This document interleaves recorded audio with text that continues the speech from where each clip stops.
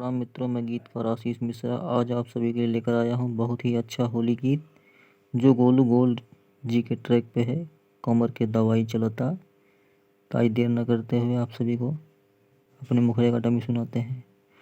जहिया से फागुन महीना चढ़ल बा ए जी, जहिया से फागुन महीना चढ़ल बा, धोड़ी रंगेला देवरा तब से पीछे पड़ल बा।